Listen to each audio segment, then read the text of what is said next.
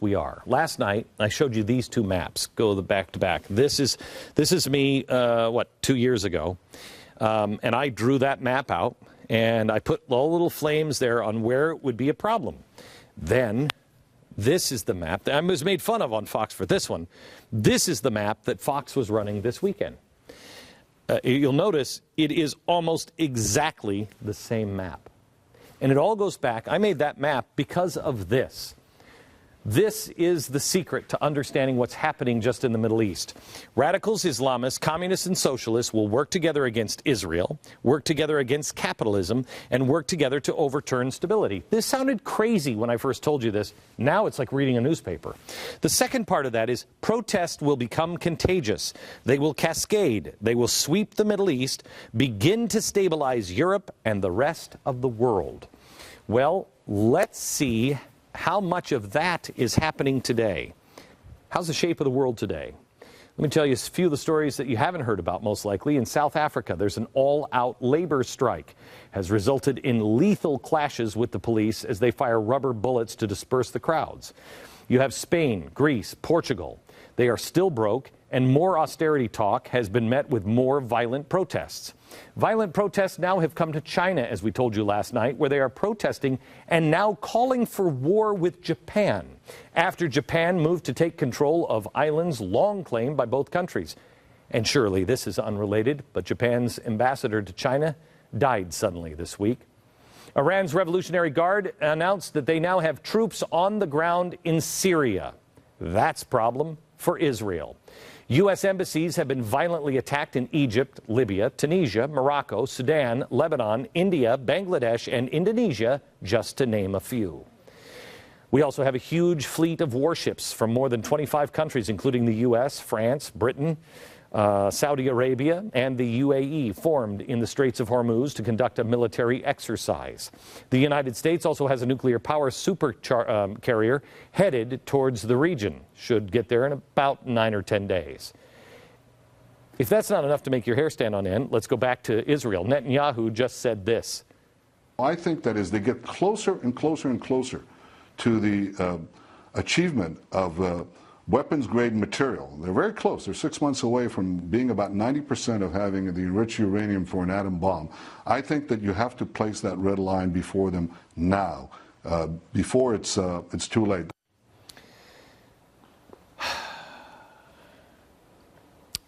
War game with me. You're an enemy of the United States. Has there ever been a better time in the last 100 years to try to take us down a notch or two or take us out than right now?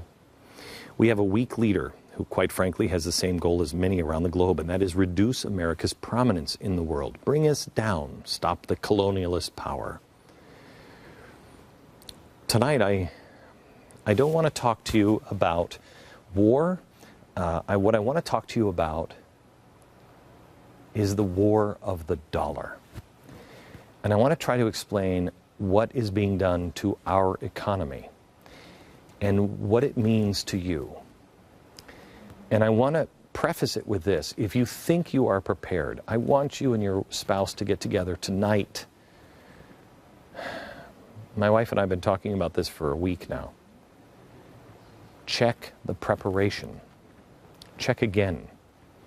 You need cash. Cash on hand. Gold, silver, God.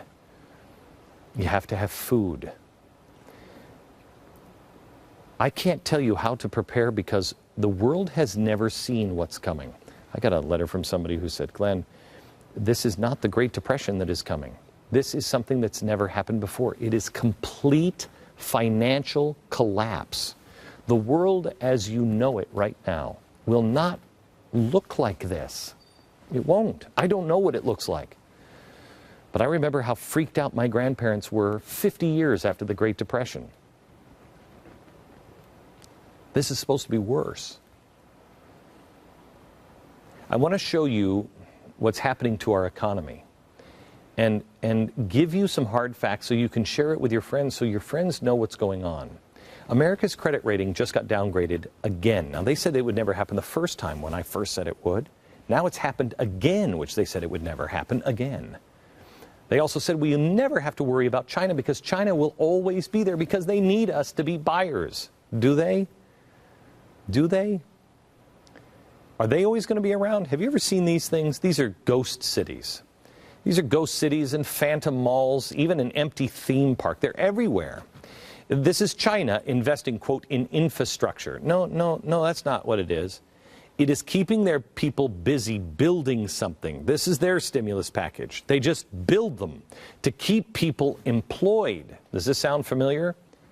There's no economic engine driving this. This is just keeping people employed. Otherwise, they'll riot. Well, now they're starting to riot. Why? Because this stuff is being slowed down.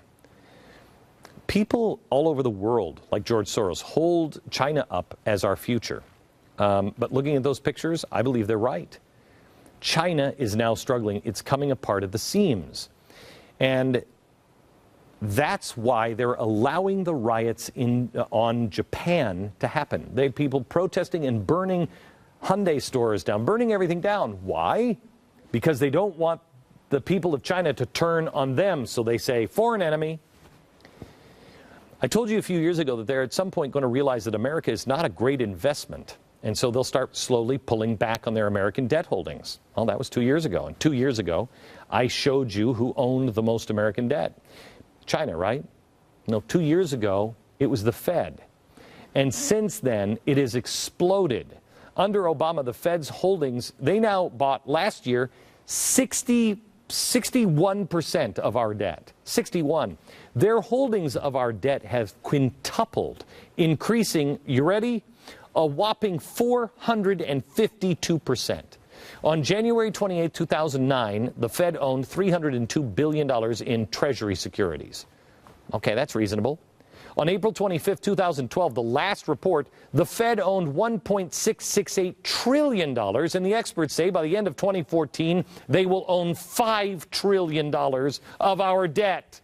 Where does the Fed get that money? How do they possibly have it? You want a reason to audit them? Where are you getting that money? They don't have it. They do what common criminals do. When they don't have enough money and they want it, they either steal it or print it. They call printing money, so it doesn't sound so bad and criminal, they call it quantitative easing. Last week, mark my words, historians will look at the last week to 14 days as the time that put the final nail in the coffin of America's economy, and maybe the world. The world changed last week. Not surprisingly, the media ignored the story. Ben Bernanke and the Fed announced QE3, and there was a little talk about it, and they were like, hey, we got a sugar donut, and this is really good. It's not a sugar donut. Quantitative easing is print and spend. That's what it is. I want to show you one of the guys who is behind it and has been behind it for a long time. Don't take my word for it. Take his words for it. George Soros. Here he is talking about declining the dollar. Watch. So an orderly decline of the dollar is actually desirable. Certainly, a decline in the value of the dollar is necessary in order to compensate for the fact that the U.S. economy will remain rather weak, will be a drag on the global economy. China will be the engine driving it forward, and the U.S. will be actually a drag that's being pulled along through a gradual decline in the value of the dollar. It's a delicate maneuver, but I think it can be done. So there would be a slow decline in the value of the dollar, a managed decline. And that would be the adjustment that it needs to be accomplished. Okay. That's the adjustment that needs to be accomplished. Remember, it's a delicate maneuver that will be managed by whom? By the central banks and people like George Soros. Why does this have to happen? Well, do you remember when Andy Stern said workers of the world unite? Other union leaders like Trumpka, they're all trying to go global. Well, how does that work? How can you represent somebody who makes so much per hour here and then represent and say, oh, workers of the world unite? You can't do that unless there is a managed decline of the dollar and the playing field becomes level between us and India. Make things fair. Everyone knows if you print money, it weakens the dollar. I'm going to show you how that works here in a minute. They're not printing the dollar to help America. They're printing it to achieve global equality and to bring America into its place that they think it belongs.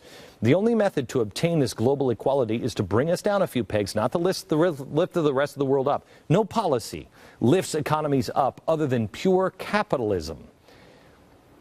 So they can't do it. So the next best thing is bring everybody down. They need to control the collapse, but it won't be controlled. At some point, it goes into flailing. It won't go down. They're going to try to make us all fall down together so they can control the reset. Remember, the guy who's saying this is going to be good for America is the guy who said, quote, the main obstacle to a stable and just world order is the United States. So he's not our fan.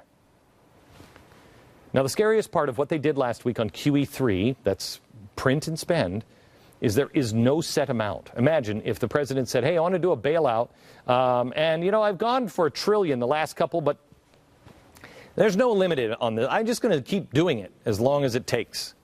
Would anyone go for that? The Fed is. And it starts with $40 billion, and it's unlimited after that, giving the Fed an unchecked green light to print as much money as they want, making it all that easier for them to destroy the dollar and to manage our decline. That's exactly what is going on. And that's what happens when there's a rapid increase in the money supply that is not supported by growth in output of goods and services. Well, let me show you a couple of historic examples.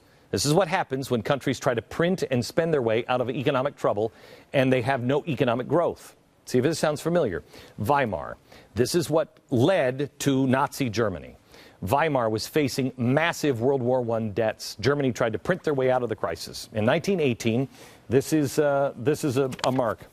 It's a gold mark. One of these in 1918 equaled one gold mark. In 1923, the paper marks, it took 1 trillion of these to equal one gold mark. They just print. Second case, Hungary. Now, this is the most severe case of hyperinflation in history. After World War II, they printed banknotes with the value of 100 quintillion pango. One of these notes was worth 20 US cents. Zimbabwe. This one. Zimbabwe, in 2001, while the World Trade Center went down, one Zimbabwe dollar was equal to about 100 American dollars. 7 years later, the exchange rate was 7.1 million Zimbabwe dollars to 1 American dollar. It happens that fast. Annual inflation rose 231 million% in July of 2008. They printed $100 trillion notes.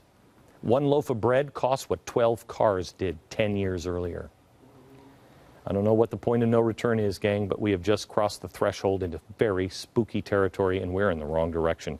And it ain't going to last long. As I just showed you in all of those examples, it happens lightning fast.